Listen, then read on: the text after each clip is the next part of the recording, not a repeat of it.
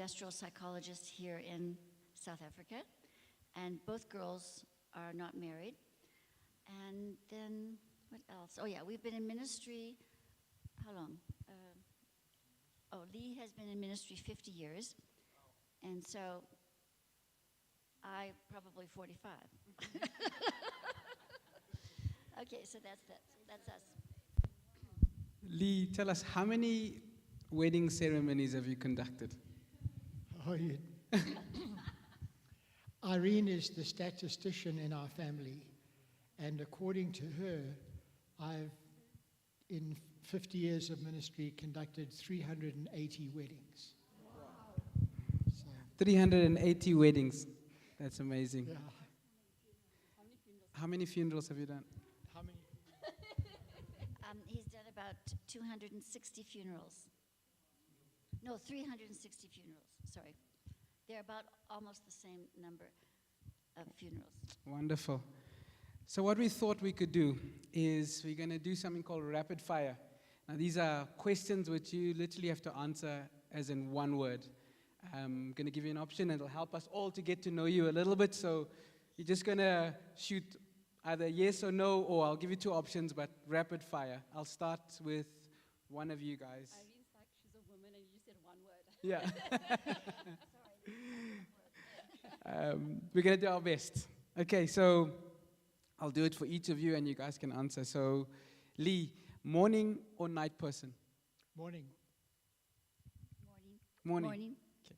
Tea or coffee? Both. Both.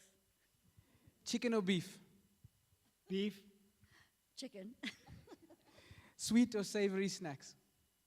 Sweet. Savory. Chocolate or vanilla milkshake? Chocolate. Chocolate. Introvert or extrovert? Introvert. Extrovert. Dogs or cats? Neither. Probably neither. He's influenced me. Summer or winter? Winter. Summer. African Christmas or white Christmas? White Christmas. White Christmas. Bush or sea holiday? Both. Yeah, I would say both too. Reading or watching? Reading or watching TV? Are you? Reading. Reading. Sport or creative art? I didn't get that. Sport, do you like sport or creative art? Neither. Sport. Action movie or comedy? Action. Action. Okay, this one we're going to see. Facebook or Twitter? Facebook. Facebook. Okay, Instagram or TikTok? Instagram. Okay, Instagram. okay. I was going to wonder if you guys have any videos on TikTok. I'd love to see them. Talker or listener? Talker. Listener. You see that, guys? You're listening? Okay, good. Okay, in dealing with conflict, I'm going to use two animals. A rhino, somebody who likes to head in that full steam, or a hedgehog, someone who just internalizes a bit. So when it comes to conflict, are you a rhino or a hedgehog? Rhino. Hedgehog. Date night in or out? In. In. Okay, here's a few options for music. Classical or country? Country. Both. Do you do any line dancing? Yeah, I love line dancing. Okay. Pop or hip hop? Pop. Pop. R&B or rock and roll? Rock and roll. Rock and roll. Okay, a couple more. Hiking or running? Hiking. Running. By the way, guys, Lee will put many of us to shame. He runs many Ks. I'm not going to say how many, because I don't even do half of that. Last one. Text message or voice message? Text. Voice. Okay, awesome. You guys got to know them a little bit. Hopefully you can ask yourself those questions as well. Awesome. Okay, then it's Vash. I believe you have the next question. The title of this weekend is Messy and Marvellous Marriage. So now it's not a title that we came up with at North Point. It's actually a title that you two came up with. So can you tell us more about it? If I asked you to stand, and those of you who would describe your marriage as marvelous, to go and stand against that wall, and those of you who would describe your marriage as messy, to go and stand against that wall, it would be interesting to see where you'd go. Maybe some couples would go to opposite ends. But I think probably we would all land up somewhere in the middle, because most marriages are a mixture of marvelous and messy, and some more on the marvelous side, some more on the messy side. But there isn't a marriage that is totally marvelous, and there are some that are totally messy, but we won't go there. But that's how we came up with this title when I originally did this series, in the hope that, recognizing that we all have a mixture of marvelous and messy to different degrees, that hopefully the series would help us move more toward the marvelous and away from the messy. And so that's the background to the title.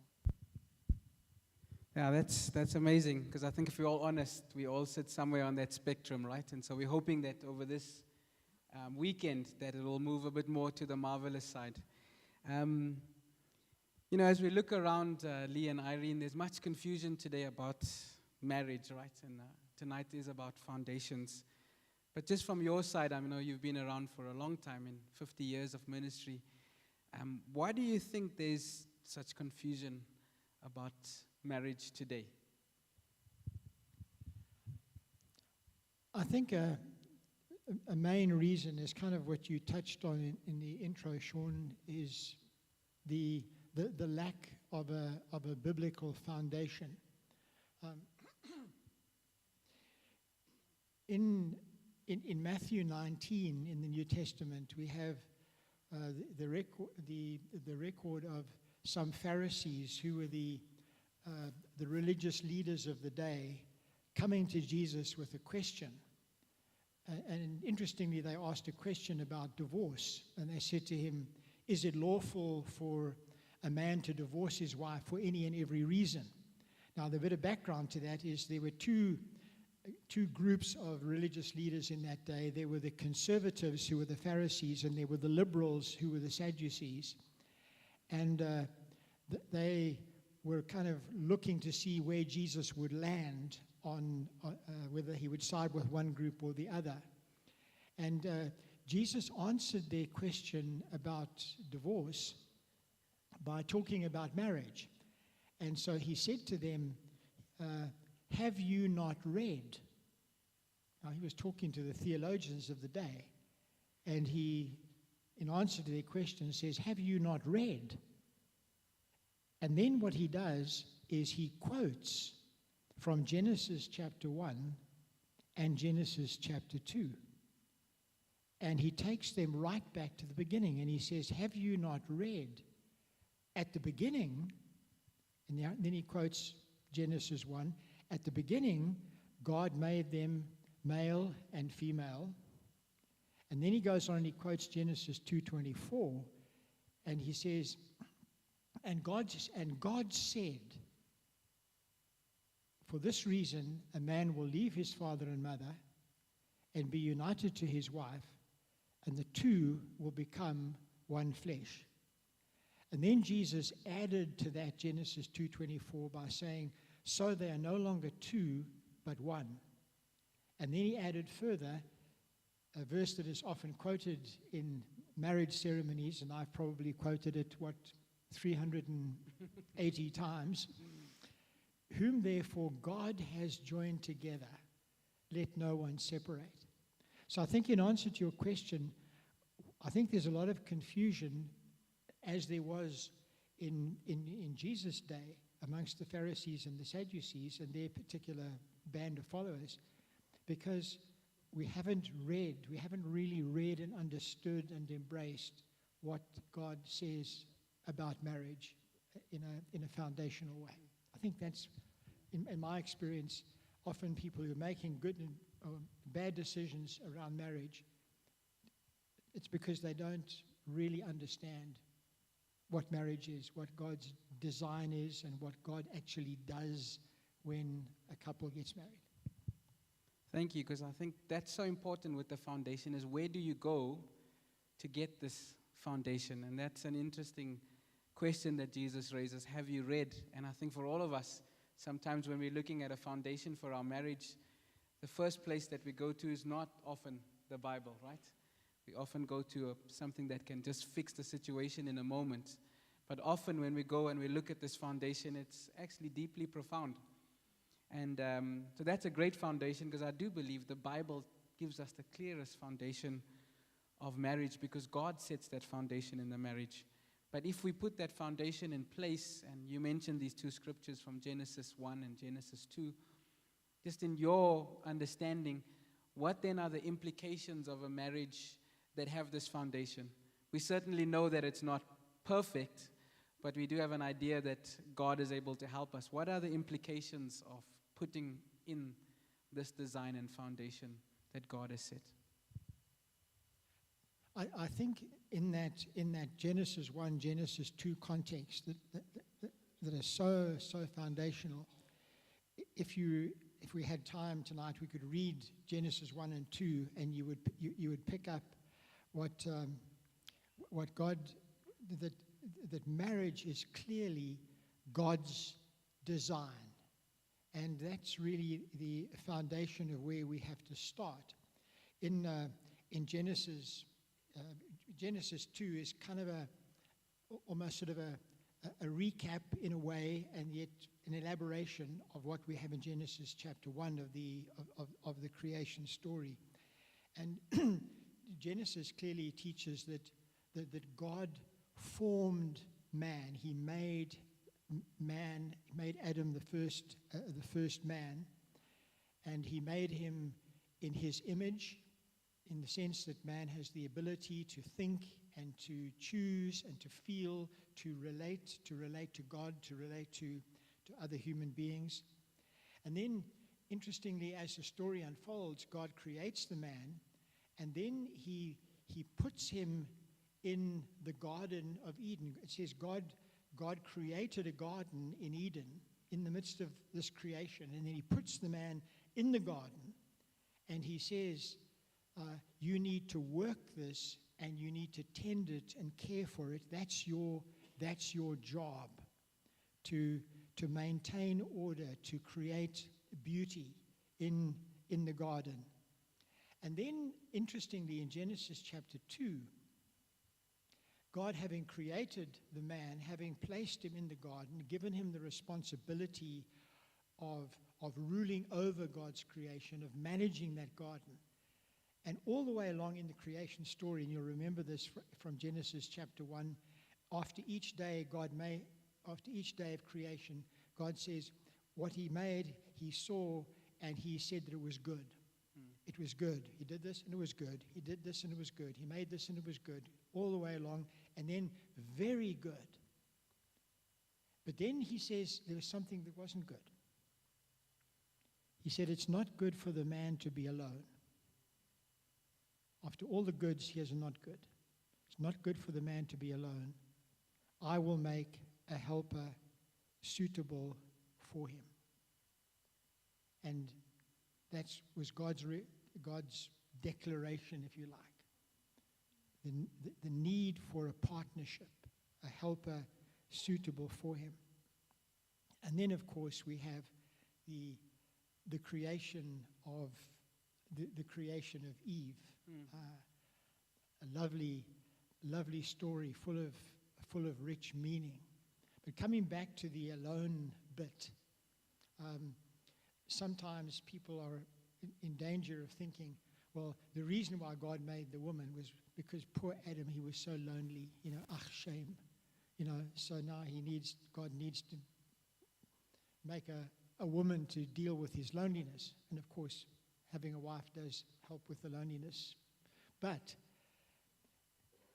in the context of God creating this garden and putting the man in the garden and giving him a job, when God says it's not good for him to be alone, I think he's saying this is a task that he cannot do alone. He is not equipped to do it alone. He doesn't have all the gifts, all the capabilities. He needs a partner who is different, who is complementary to him. And having that understanding, and by God making Eve and giving her to Adam, it's not saying that in any way she's inferior. And I think that also can be, I will make a helper. You get the idea of this little helper who's just inferior, helping the boss, passing the tools to the boss sort of thing. No. There's a task to be done that can be done best by a man and a woman in the marriage partnership. And so I think that's clearly, as you carefully look at Genesis 1 and 2, that's clearly God's design. And if we have that as a foundational understanding that God makes the man, God gives him a task in his creation, God realizes his inadequacy for that task on his own, and he crafts a woman to complement him in that task. I think those are foundational principles that help us view marriage as it should be viewed, not as a competition, but as a complementarian relationship designed by God and given by God.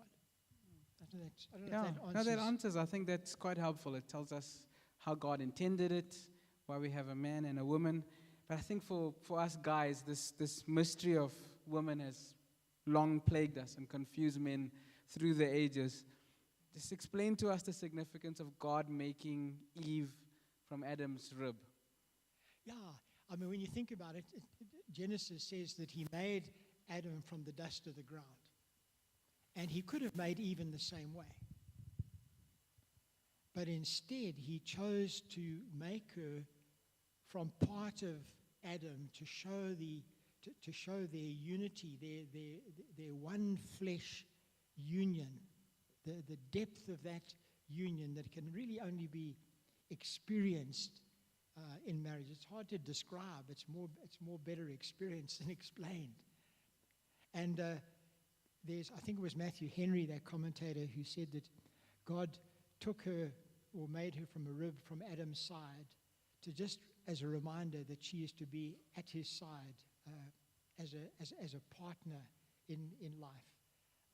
So that's I think it just shows that unity, that the depth of the bond, the two coming together from the one.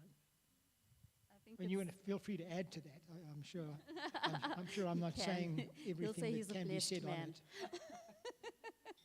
I've got 15 pages of notes, but I'm winging it, so I'm bound to leave out something. Maybe explain why it's not from the head, or not certainly from a bone on a foot.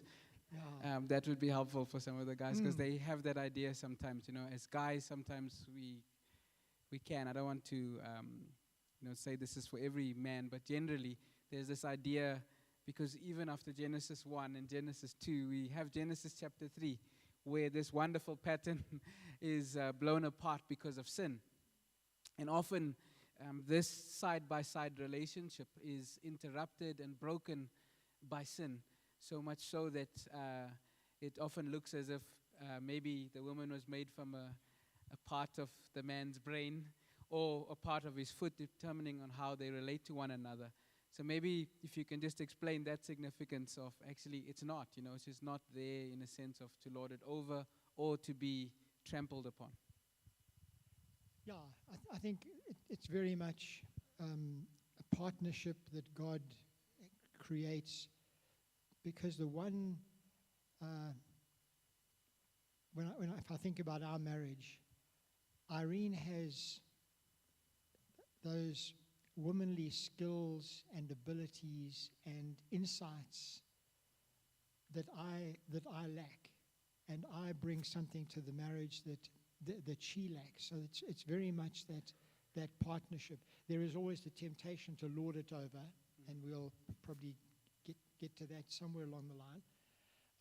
The temptation that we have as men to lord it over our wives, to misinterpret the S word, the submission word, and for the wife to feel trampled underfoot. So I think that was the significance of God making Eve from Adam's rib, from his very own self, but from his side, not from his head, not from his foot, but the idea of side-by-side partnership. So I think just even as you're talking, it's like you see the pattern of how God designed things to be, and he created man and woman. And I think for us, we just want you to explain, that marriage is God's design and it is God's doing. So if you can just explain the continual plan, the pattern that God has for us as couples. Yeah, marriage is not only God's design, but as you look at Genesis 1 and 2, the thing that I love about those chapters is that marriage is clearly God's doing. In Genesis 2, after God creates the woman, it says that he brought her to the man. It's almost like God was literally her father. He fathered her. He made her. And he brings her to the man and, in a sense, gives away the first bride. I know in different cultures there are different customs, but certainly in my culture, you have in the typical wedding ceremony, you have the father giving away his daughter, giving away the bride. And it's almost like in the Garden of Eden, God sort of walks Eve down the aisle, so to speak, and gives her. It says the text says he made her and he brought her to the man. And it's a wonderful thing that when the man, Adam, had been tasked before that with naming all of the animals that God had created. And it says, after him doing all of that, it says, but for the man, no suitable helper was found. In other words, in all of the other creatures, there wasn't one who was like him. There wasn't a human. And so for the man, it says, no suitable helper was found. And then God creates Eve, and the text says, he brought her to the man. And interestingly, that is quoting the verse in Genesis 2. It says, the man said, this at last is bone of my bones and flesh of my flesh. She shall be called woman. She shall be called Isha, because she was taken out of man, Ish. She's bone of my bones and flesh of my flesh. And so he is wow. And so God brings her, and he is just absolutely, immediately recognizes we are humans. We complement each other. To me, that's one of the loveliest passages on marriage in all the Bible. Sure. No, it really is. So not only does God give away the first bride, in a sense, he officially does the first marriage ceremony in all of human history. Yeah. And he declares them to be husband and wife. And I think that's so important, because now in a culture, how people define marriage is so at odds to the way that God, designed and declared what is a marriage that honors his creation account. And so maybe if you can just share with us from there, when he declared this marriage after giving away Eve, it's such a beautiful picture. Just some insight of what were the key elements of that marriage that he declares is a marriage that honors his pattern. Because, often looking at it now, there's so many different pictures of marriage. And people say, well, I'm married, or I have that. But is it really a marriage that is attuned to this foundation. What those initial words are so amazing. If you can share that with us. The most important verse on marriage in the whole Bible is Genesis 2:24. And it's a verse you need to memorize. It's easy. But the reason I can say that it's the most important verse on marriage in all of the Bible is because in Matthew 19, when Jesus was asked the question about divorce, he almost puts that aside and says, well, let's start by talking about marriage. And he says, in the beginning, God made them male and female. And then significantly, Jesus in Matthew 19 says, and God said. So the words of Genesis 2:24 are God saying over this couple, for this reason, a man will leave his father and mother and be united to his wife, and the two will become one flesh. Now, when the fact that Jesus quotes Genesis 2:24, I mean, you need no other reason than that to say this is a really significant verse. But also the Apostle Paul, when he was writing about moral purity in his first letter to the Corinthians, what does he do?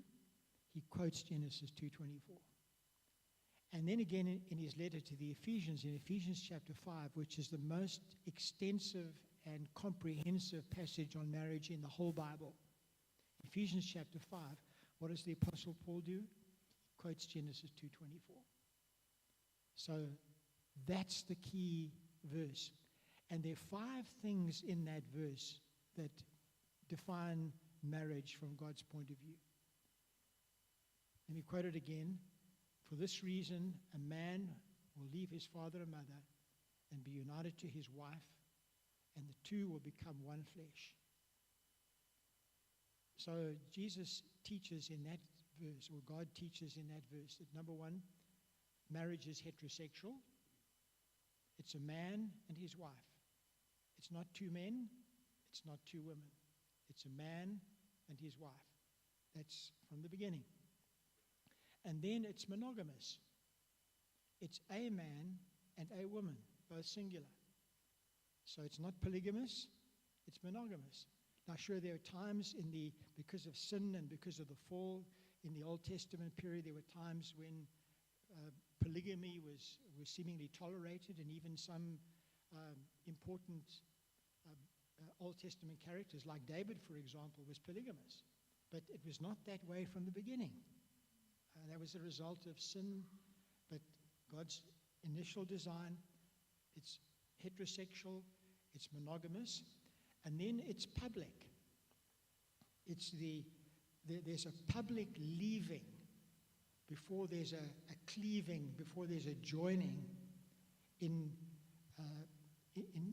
every culture, even cultures that are not Christian, that are not influenced by either the Old Testament or the New Testament. There's always some kind of a community component to marriage. The parents are involved, the family's involved, the community's involved. It's a public leaving. And that's why a marriage ceremony, whether it's simple or complicated, regardless of the way it's performed in different cultures, there's a public element to marriage. It's not just sort of sneaking off and shacking up together. It's a public commitment. And then the third thing is that it's permanent. For this reason, a man will leave his father and mother and be joined or be united to his wife. And in the Hebrew there, it's a strong word. It has the idea of being glued to his wife. Or we might say super glued. That was God's design. This is a permanent, this is the ideal, Genesis 2:24, it's to be a permanent relationship. There are a couple of situations in the scriptures where divorce is permitted on certain grounds, but that's not the ideal. The ideal is permanence. And then the fifth thing is it's physical. They became one flesh. And in the next verse, Genesis 2:25, it says, the man and his wife were both naked, and they felt no shame. And there's the physical, the sexual union, which is the consummation of that marriage covenant that is made before God and before witnesses. And that's part of the beauty and the joy of marriage, the sexual union and enjoyment. I don't know if that Yeah, I answers think that. that's a good But summary. Those that- 5 But points. that are verse, Genesis 2:24, is absolutely, the more I have journeyed with couples over all these years and spent years of my life in marriage counseling, that is the verse that is increasingly shaped my thinking, and it's so relevant to today. It answers. I mean, I'm convinced that if someone came to Jesus today and asked him another question related to marriage, he would give the same answer. They came and said, "Is it lawful for a man to divorce his wife for any reason?" And he says, "Have you not read?" I think regardless of the question, he would always say, "Have you not read?" And he would go back to this foundation. Yeah. Oh, wonderful. So mark that down. Genesis chapter 2:24. Keep coming back to this foundational verse, but those 5 pointers are hugely significant. It's so easy to just gloss over them, but they're significant. Maybe just as a last question to wrap up this session before we get ready for some dessert, is not only is marriage God's design and God's doing, it also has a far bigger significance and purpose, which sometimes we tend to miss, right? Because as couples, we just see in front of us and the issues that are presented to us, and so we want to deal with those things immediately and have a fix for that. But often we fail to see the bigger, grand picture that sits behind marriage, which is the ultimate purpose of marriage. And how would you describe that? What is the purpose of marriage in the way that God designed it? Yeah, I think that's a great question, such an important question, because ultimately, marriage is for God's glory. That's the ultimate purpose of marriage. You know, Paul said, whatever you do, whether you eat or drink, whatever you do, whether you get married, do it all for the glory of God. And it's interesting that God is glorified. You think, well, how is God glorified in marriage? I think God is glorified when he sees, or when marriages flourish the way God intended.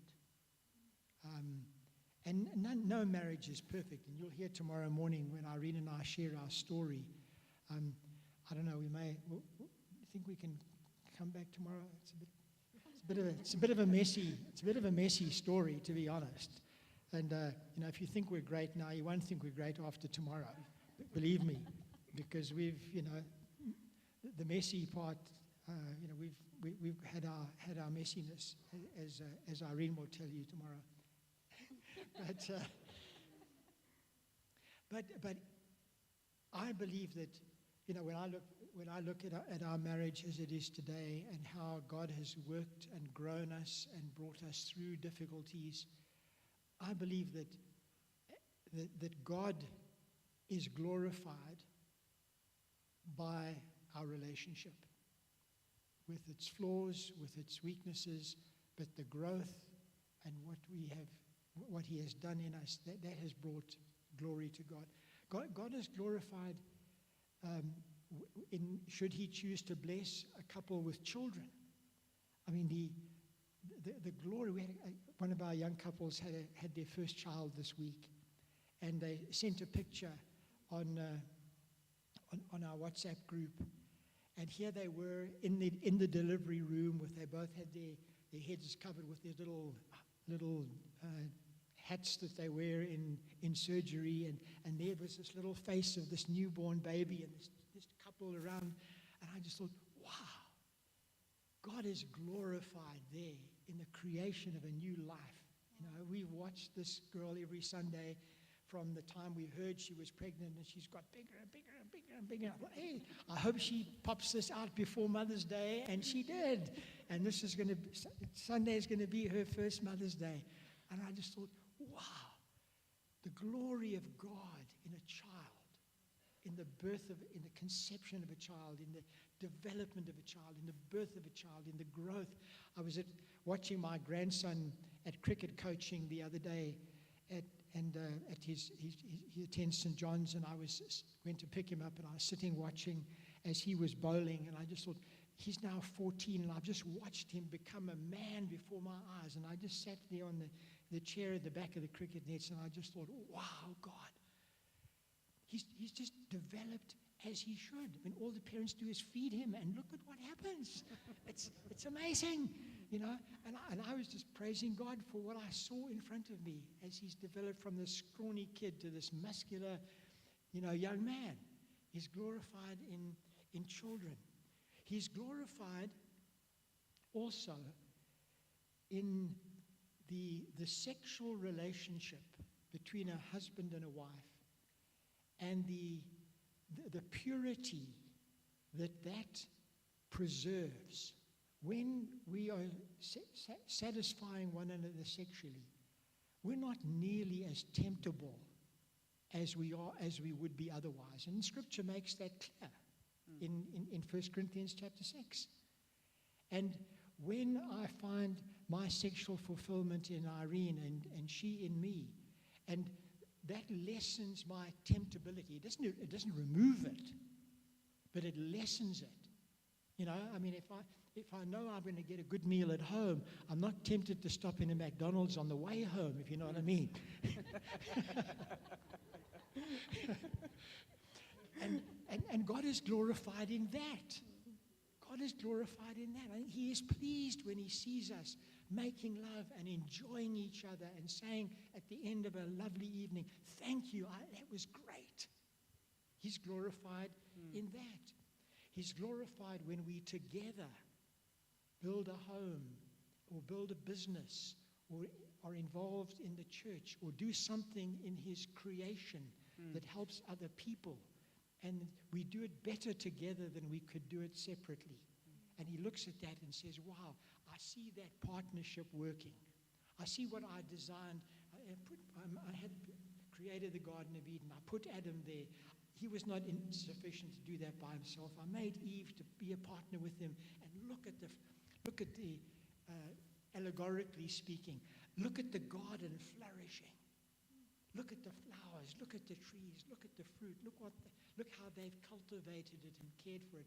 And we do that in all sorts of arenas, in your business, in your family, in your sport. And when God sees that, He is glorified. And when people look on at our marriage and they see something that only God could do, He is glorified. I mean, I remember it was fairly early on in our marriage. I don't know how many years, maybe half a dozen years or so into our marriage. A couple moved in up the road, and Irene, as she always does so brilliantly, she reached out to our new neighbor. She baked brownies. She's the best brownie baker in the world. And I'm sure if all the brownies that she has made in the 45 years of our marriage and given to neighbors were stacked one on top of the other, it would reach to heaven. Is it more than the number of marriages that you've done? Oh, The yes. number of brownies? Okay. Oh, I feel like we all want to come and become your neighbors right now. yeah. So this couple were totally unchurched, a godless couple. And this lady started spending time with Irene, started coming into our home. And one of the best compliments that has ever been paid to us, she said one day, if the atmosphere in your home could be bottled and sold, you'd be rich. And God was glorified. God is glorified when people see an atmosphere in our relationship that is honoring to Him and that is loving. So I mean, those are some of the ways, and that's ultimately. And then, of course, God is glorified mainly in what marriage illustrates. Paul in Ephesians says that marriage is a picture of the relationship between Christ and His bride, the church. Marriages are to be a witness to the world of the greatest relationship possible. which is a relationship between the Lord Jesus Christ and his bride, the Lord Jesus Christ and believers. And marriage is to be a picture of that. That's just a... Yeah. Yeah, I think when you look at it that way, you just get such a bigger, more profound picture of marriage that, it really is, it's amazing when you think about it that way. You want to then invest into this amazing relationship that God has given you. And I really pray, guys, that when you hear these foundations, that they are incredibly important. I'm sure many of you have heard it many times before, but the reality is often we tend to stray from these things. And at the root of many of these things is what then results in some of the issues that we face, whether it's conflict, whether it's communication, whatever it might be, it comes down to this. So I think that's a really good picture of foundation from the Bible and the way that God designed it. Now what we're going to do now, speaking about chocolate brownies, the guys are going to be serving your dessert, and I do believe it is a chocolate brownie at the base, if I have it right. So the waiters are going to bring out your dessert, and while we do that, we're going to do some draws for some prizes. Some wonderfully generous people have donated and have sponsored some prizes for you. So we're going to do some draws, and we got a couple of things up for grabs. First, a dinner voucher for 2 at the Hassa Grill at Blueberry Shopping Center, as far as I know it. That was sponsored by Adrian and Chantal Pillay. Then we have an amazing hamper. That's how I can describe it. There's so many things in there. I'd love to say what it is. But that's courtesy of Watershed Consulting and Carol Craigs. We'll do one for that. And then also, we have about 3 other bath hampers. And that's courtesy of CZ Sustainable Solutions. And that's John Mark and Louise, who run that company. And they're a huge blessing to us here at North Point. So all of these, we're going to do some draws while we ask the guys to serve the dessert in the meantime. So Lee and Irene, are you going to switch over now into the people that are going to be drawing for us so that we can get this? So let me just give this to Vash while I get the...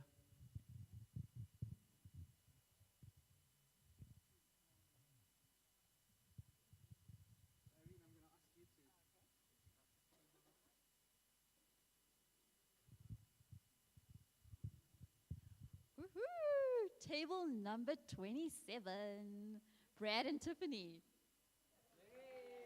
Yay!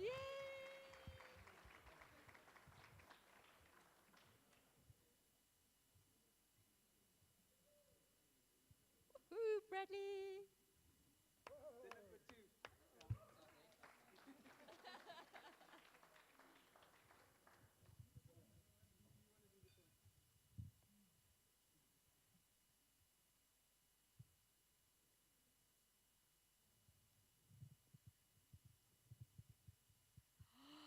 It's a Chinnaboos! but it's not us. Yugen and Pranisha. Well done!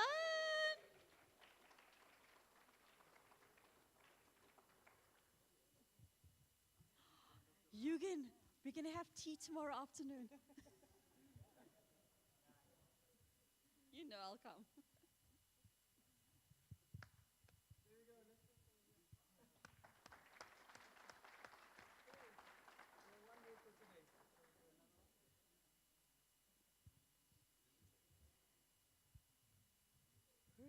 Guys.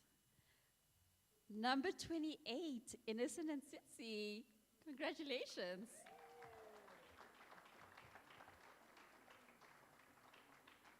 Guys, I can't share with this one, it's bath stuff. Congratulations, Innocent.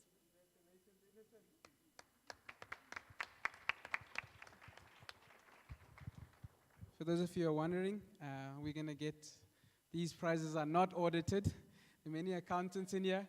If you want to come and ask us why you didn't win one, please forgive us, but they're not audited, okay? No KPMG, no Auditor General, definitely. But please enjoy your desserts as they come. And then in about a few more minutes, we're just going to cover a few other questions around foundations, and then we'll be done for the evening. But thank you guys so much for your patience.